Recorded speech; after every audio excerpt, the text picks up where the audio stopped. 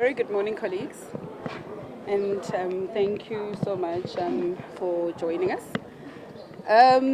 Today, I think, it's been a very eventful week for the police, very productive. In the past 7 days, we have arrested 14,273 suspects across the country. We've seized 140 firearms. These were illegal and unlicensed firearms from all 9 provinces. We have also recovered 81 vehicles that were stolen or hijacked from operations across the country. We've had major takedowns in the past week, starting off on I think it was the 20th of July, where 5 suspects were shot and killed in KZN. They were linked to a number of armed robberies, murders, and so on. We then also had 5 CIT suspects that were shot and killed right here in Johannesburg in Crown Mines. They were linked to a spate of CIT robberies from all over the country. So it's been quite a busy week. Last night, we also had 2 suspects being taken into custody. They were found with 30 firearms in their possession. They were transporting these firearms, 9mm pistols, to the Western Cape.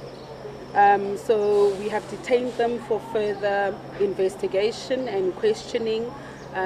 We are also still verifying whether the firearms were licensed or unlicensed. We are still just verifying that particular information, but intelligence at hand tells us that these firearms were being trafficked to the Western Cape. We all know the Western Cape has challenges when it comes to serious and violent crime, especially gang-related violence. So the seizure of these 30 9mm pistols being transported in a Mercedes-Benz, in the boot of a Mercedes-Benz, is really a step in the right direction to really dismantle, dislodge, and arrest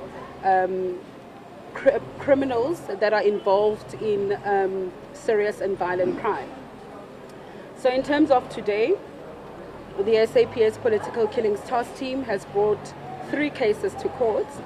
Let's start with the first case, that is before the Newzroom Magistrate Court in KwaZulu-Natal, where yesterday, on Monday, the task team rearrested the former municipal manager of Newzroom local municipality on a charge of murder.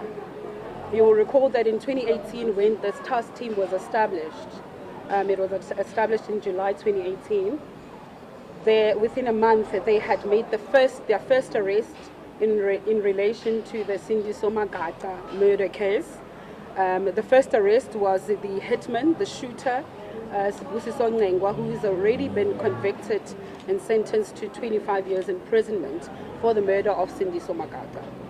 And months later, they then started arresting 2 former police officers. They also arrested a businessman.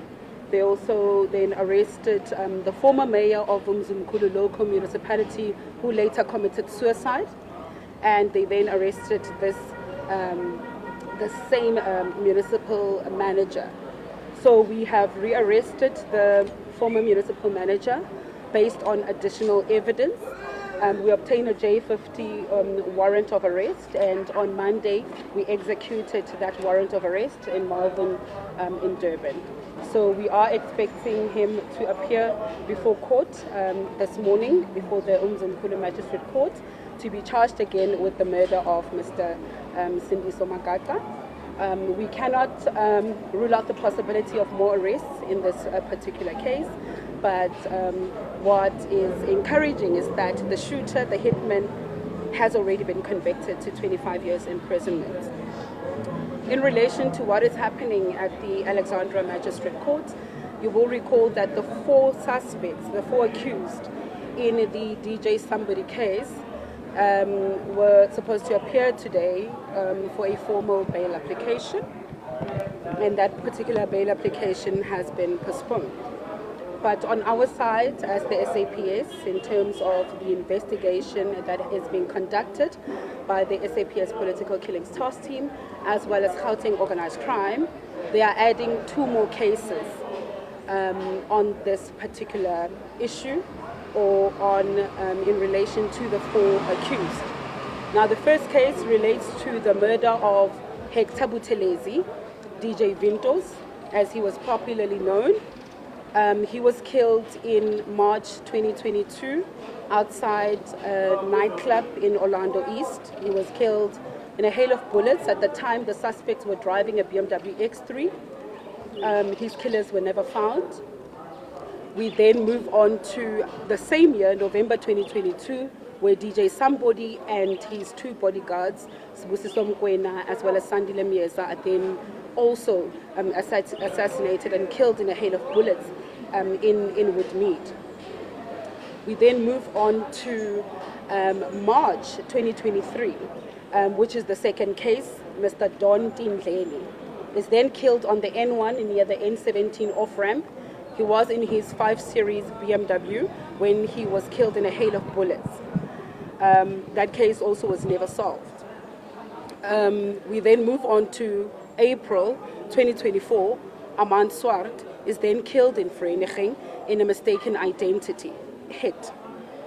So our investigation has now brought us to this point where we are linking the AK-47 as well as the 3 pistols that were found on the Amand Swart case and were linked to his case. We are linking them to the killing of Amand Swart, the same AK-47, killing of Amand Swart, the killing of DJ Vintos, who's known as Hector Buthelezi. We are linking that same AK-47 to the killing of DJ Sumbody, his bodyguards, Sibusiso Mkwena, as well as Sandile Mieza.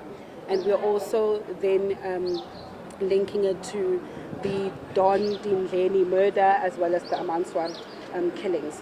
But I've also indicated previously that we don't only have the ballistics expert report that is linking these suspects to these particular hits. There's other overwhelming evidence that suggests that they are involved in the murders of these victims. So in terms of the DJ Vintos case, all 4 accused are added on to that particular case. So it's the 3 hitmen and Katiso Molefe who are being formally charged for the murder of DJ Vintos. But then on the murder of Don Tindleni, who was killed in March 2023 on the N1 in his BMW, we are only adding the 3 hitmen. We are still investigating on who the mastermind behind the Don Tindleni murder is. And we are hoping that in no time that information will come to light. So it has been quite a productive week. The SAPS members are on the ground continuing with their work to serve and protect the people of this country, as well as the SAPS Political Killings Task Team together with Gauteng Organized Crime. They are continuing with the work. So for now, previously I had indicated that we are investigating about 10 high-profile cases where these firearms are being linked to. So now we are at number 4. We are positively linking the AK-47 to the murder of DJ Vintos, Don Tindleni, DJ Sumbody, his 2 bodyguards, Sibusiso Mkwena, Sandile Mieza, as well as Amand Swart. Thank you. Just to double check, so the businessman, Mr. Molefe, he hasn't been linked to either of the murders, or he's only been linked to the one? So is he linked to Vintos but not to Tindleni? Yeah. So on the DJ Vintos case, we've got all 4 accused, which includes the alleged mastermind, Katiso Molefe. And then on the Don Tindleni case, we have only so far linked the 3 hitmen.